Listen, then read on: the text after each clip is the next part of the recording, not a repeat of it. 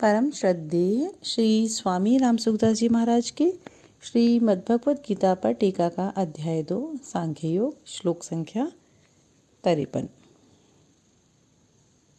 ओम श्री परमात्मने नमः। श्रुति विप्रतिपन्ना ते यदा स्थास्यति निश्चला समाधावचला बुद्धिः तदा योगं वाप्स्यसि। जिस काल में शास्त्रीय मतभेदों से विचलित हुई तेरी बुद्धि निश्चल हो जाएगी और परमात्मा में अचल हो जाएगी, उस काल में तू योग को प्राप्त हो जाएगा। श्लोक की व्याख्या। लौकिक मोह रूपी दलदल को तड़ने पर भी नाना प्रकार के शास्त्रीय मतभेदों को लेकर जो मोह होता है, उसको तड़ने के लिए भगवान इस श्लोक में प्रेरणा करते हैं। अर्जुन के मन में यह श्रुति प्रतिपत्ति है कि अपने गुरुजनों को, अपने कुटुंब का नाश करना भी उचित नहीं है, अपने शास्त्र धर्म का त्याग करना भी उचित नहीं है। एक तरफ तो कुटुंब की रक्षा हो और एक तरफ शास्त्र धर्म का पालन हो। इसमें अगर कुटुंब की रक्षा करें तो युद्ध नहीं होगा और युद्ध करें तो कुटुंब की रक्षा नहीं होगी। इन दोनों बातों में अर्जुन की श्रुति विप्रतिपत्ति है, जिससे उसकी बुद्धि विचलित हो रही है। अतः भगवान शास्त्रीय मतभेदों में बुद्धि को निश्चल और परमात्मा प्राप्ति के विषय में बुद्धि को अचल करने की प्रेरणा देते हैं। पहले तो साधक में इस बात को लेकर संदेह होता है कि सांसारिक व्यवहार को ठीक किया जाए या परमात्मा की प्राप्ति की जाए। फिर उसका ऐसा निर्णय होता है कि मुझे तो केवल संसार की सेवा करनी है और संसार से लेना कुछ नहीं है। ऐसा निर्णय होते ही साधक की भोगों से उपरति होने लगती है, वैराग्य होने लगता है। ऐसा होने के बाद जब साधक परमात्मा की तरफ चलता है, तब उसके सामने साध्य और साधन विषयक तरह तरह के शास्त्रीय मतभेद आते हैं। इससे मेरे को किस साध्य को स्वीकार करना चाहिए और किस साधन पद्धति से चलना चाहिए, इसका निर्णय करना बड़ा कठिन हो जाता है। परंतु जब साधक सत्संग के द्वारा अपनी रुचि, श्रद्धा, विश्वास और योग्यता का निर्णय कर लेता है अथवा निर्णय न हो सकने की दशा में भगवान के शरण होकर उसको पुकारता है, तब भगवत कृपा से उसकी बुद्धि निश्चल हो जाती है। दूसरी बात, संपूर्ण शास्त्र संप्रदाय आदि में जीव, संसार और परमात्मा इन तीनों का ही अलग अलग रूपों से वर्णन किया गया है। जीव का, संसार का एवं परमात्मा का। इसमें विचार पूर्वक देखा जाए तो जीव का स्वरूप चाहे जैसा हो, पर जीव मैं हूँ, इसमें सब एक मत है। संसार का स्वरूप चाहे जैसा हो, पर संसार को छोड़ना है, इसमें सब एक मत है। परमात्मा का स्वरूप चाहे जैसा हो, पर उसको प्राप्त करना है, इसमें सब एक मत है। ऐसा निर्णय कर लेने पर साधक की बुद्धि निश्चल हो जाती है। मेरे को केवल परमात्मा ही प्राप्त करना है, ऐसा दृढ़ निश्चय होने से बुद्धि अचल हो जाती है। तब साधक सुगमता पूर्वक योग परमात्मा के साथ नित्य योग प्राप्त हो जाता है।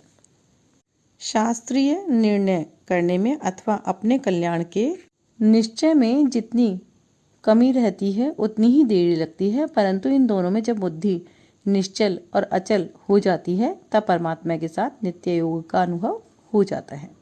संसार से संबंध विच्छेद करने के लिए बुद्धि निश्चल होनी चाहिए, जिसको 6 अध्याय के 23वें श्लोक में दुख संयोग वियोगम पद से कहा गया है। और परमात्मा से संबंध जोड़ने के लिए बुद्धि अचल होनी चाहिए, जिसको 2 अध्याय के 48वें श्लोक में समत्वम योग उच्यते पदों से कहा गया है।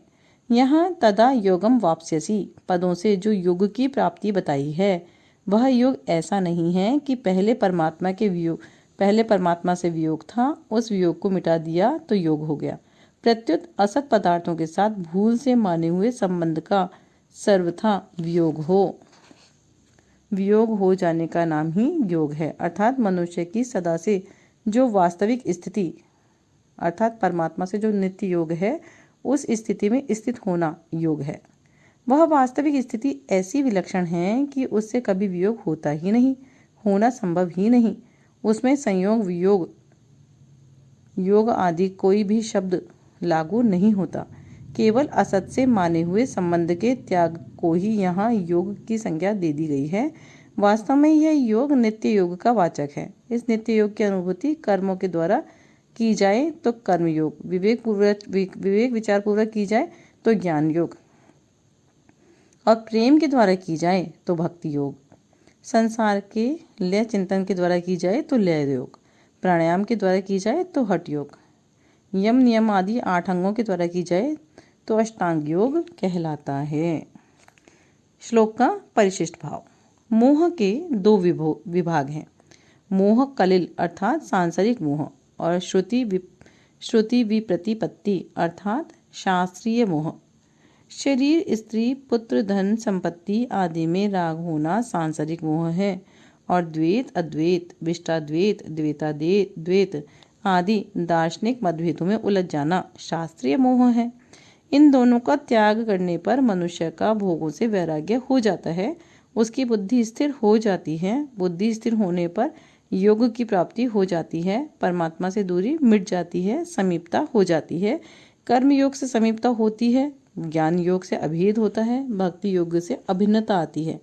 कर्म योग और ज्ञान योग दोनों में से एक की सिद्धि होने पर साधक दोनों के फल को प्राप्त कर लेता है। मनुष्य का केवल अपने कल्याण का उद्देश्य हो और धन संपत्ति, कुटुंब, परिवार आदि से कोई स्वार्थ का संबंध न हो तो वह सांसारिक मोह से तर जाता है। पुस्तकों की पढ़ाई करने का, शास्त्रों की बातें सीखने का उद्देश्य न हो, प्रत्युत केवल तत्व का अनुभव करने का उद्देश्य हो तो वह शास्त्रीय मोह से तर जाता है। तात्पर्य है कि साधक को ना तो सांसारिक मोह की मुख्यता रखनी है, न शास्त्रीय मतभेद की मुख्यता रखनी है, अर्थात किसी मत संप्रदाय का कोई आग्रह नहीं रखना है। ऐसा होने पर वह योग का, मुक्ति का अथवा भक्ति का अधिकारी हो जाता है। इससे अधिक किसी अधिकार विशेष की जरूरत नहीं है। श्लोक संख्या 53 अध्याय 2 यहाँ संपूर्ण होती है। इति श्री।